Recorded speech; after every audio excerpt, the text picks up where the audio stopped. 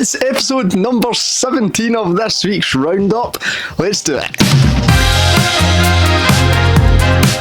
And starting off with the biggest story that has covered the news this week, it was the passing of Pope Francis. In the early hours of Monday morning, it was announced that the Pope had died. This coming just a day after he made his first public appearance in a very long time due to health issues he had been battling with. It was the Easter Sunday Mass where he came out and greeted crowds outside the Vatican. But yeah, unfortunately, passed away on Monday morning. This was due to a stroke followed by a coma and then irreversible heart failure.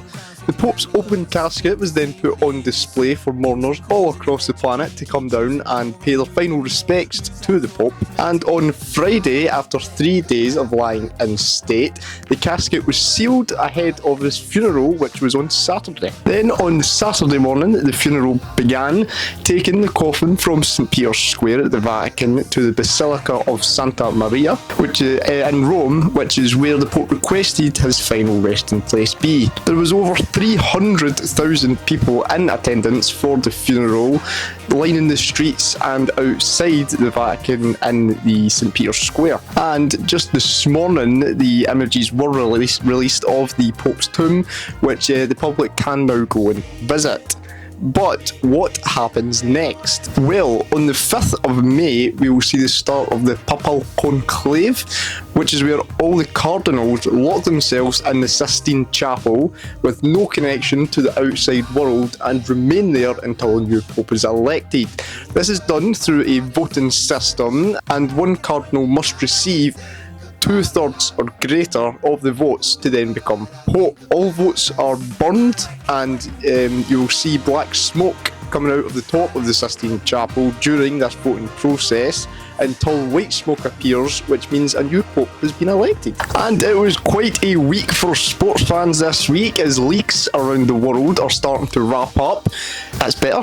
We've seen Celtic pick up their 4th consecutive league title after a 5-0 win against Dundee United, and that leaves them one more trophy to secure another treble. We also seen Wrexham promoted up to the Championship, meaning they have been promoted 3 seasons in a row, which is quite incredible, and I actually hope they get promoted to the Premier League next year, because that would be some achievement. And last night we seen, which I would personally say, one of the best main event fights we've had in a long time. After 2.5 years since the bout was originally meant to take place, Conor Benn and Chris Eubank Jr. stepped into the ring last night. After a tight fight, all judges scored the bout 16-14 in favour of Chris Eubank. But one of the highlights from last night's fight was when the elevator door opened to reveal Eubank Sr. alongside Junior. Now, this was a surprise, as over the past couple years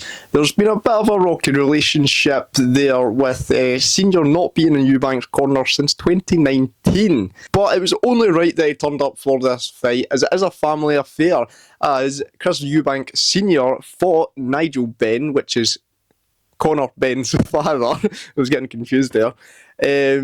Back in the day, and Eubank won the first one and the second one was a draw. So the Eubank's still coming out on top in this family affair. And last bit of sports news, we can't go a week without talking about F1, and it's another week of F1 Red Bull rumours. What's happening this week? Well, it is rumoured that Helmut Marko will be leaving Red Bull at the end of the 2025 season, and the possible replacement is Sebastian Vettel. Is it going to happen? You know, it's one of the most likely rumours we've heard recently, and there'll be probably a few people that aren't too fussed about this, as Dr. Marko has grew a lot of criticism over the past couple seasons due to some of his decisions and just his way of going about things. But yeah, this is coming from a journalist who has insiders. Whether it's true, whether it's not, we don't know, but a little bit of F1 news. On Wednesday, we seen YouTube celebrate 20 years since the first video was ever uploaded. You may know it, the At The Zoo video, that one, yeah. But yeah, it's literally a platform that has grew from nothing to a multi-billion-pound industry over 20 years and becoming the second most viewed website after Google. It's gave people like myself the opportunity to go and upload content, meet new people, create a living out of it. It's gave music artists a platform to post their music videos, and it's just done so much good. And it's also gave viewers the opportunity to, enjoy themselves watching some videos, learn things from tutorials. Happy birthday, YouTube. And some of you might know, might not know, I actually used to post videos, how long was that now? It must be about a good 10 years ago or something. Used to be a YouTuber. The videos are still there, they're all privated though. So what will we call it? We'll call it 10k subscribers. I will start putting some of them back out to the world for you to enjoy, because I know I won't. We'll make that a promise. 10k subs and no Tyler.tum channel will be revived. And some of you also might know Bridget Mendler. She was a Disney Channel kid actor and also a singer. Ready or not, here I come. But yeah, she left all that life behind her and went back to Harvard to study law and something else. Something to do with space, I'm sure. It would make sense if it was space, because that is the topic of this story. But yeah, she has raised $30 million for her space startup project. The company's mission is to create a data highway between Earth and space, focusing on the mass production of satellite ground stations. Northwood, which is the name of the company, will be operating out of California, and they have a 35,000 square foot facility ready to begin production later on this year. And a man named Ewan Valentine had quite the week this week. 2 months ago, his Honda Civic was stolen from his driveway, and it left him devastated. And after a long weeks going through insurance and the police, he made the decision he was going to replace the car. So he went out and bought what he thought was an identical replica of his black Honda Civic. The car cost £20,000 to buy. He went, he bought it, he got it from the garage, but on his way home, he started getting a bit suspicious, as his phone automatically connected to the car without any setup. He also noticed a strong smell of beer coming from the boot of the car, which his original car had as well. And after a little bit more digging, he realised that his address and his partner's address were saved into the car's maps. Yes, Ewan had just bought back his own stolen car for £20,000. Now, the police were informed, but I have no further updates on the story as of yet. But yeah, £20,000 for your own car. And I know it's this week's Roundup, but the story, came out this week. 12 weeks ago, a miracle baby was born after what must have been one of the toughest pregnancies ever. Lucy, who at 20 weeks pregnant, found out she had ovarian cancer. So, at 20 weeks pregnant, she went into surgery to get it removed. The surgeons cut open Lucy, removed the womb with the child still in it, but it was still connected to her, so the baby could still get blood and oxygen. It was then wrapped in saline packs to keep the temperature at the correct temperature. The surgeons then went in and removed the ovarian cancer, then placed the womb back inside Lucy, and then at 37 weeks pregnant, Lucy gave birth naturally.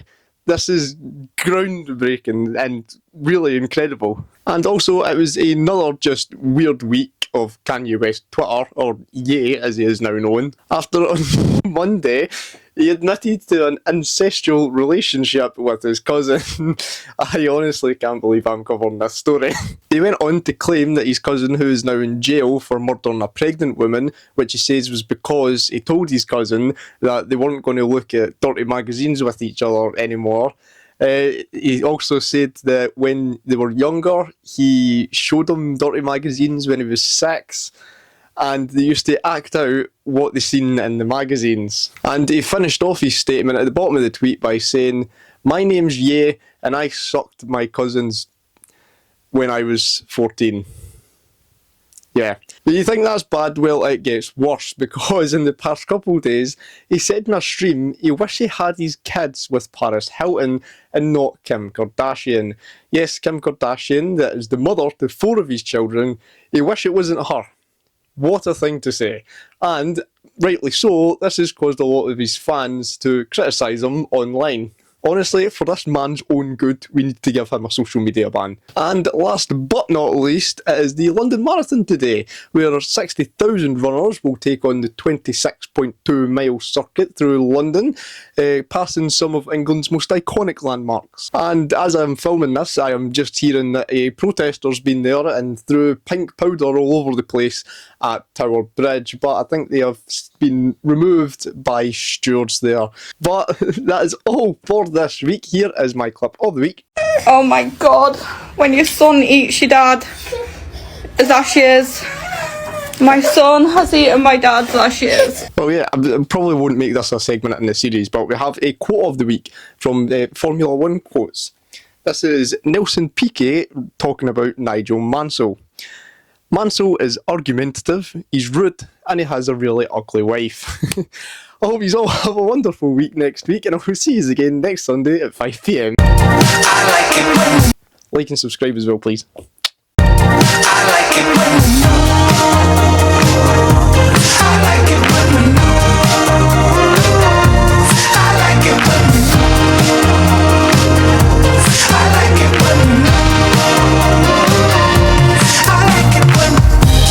Stand your toes, can always climb with the candle go.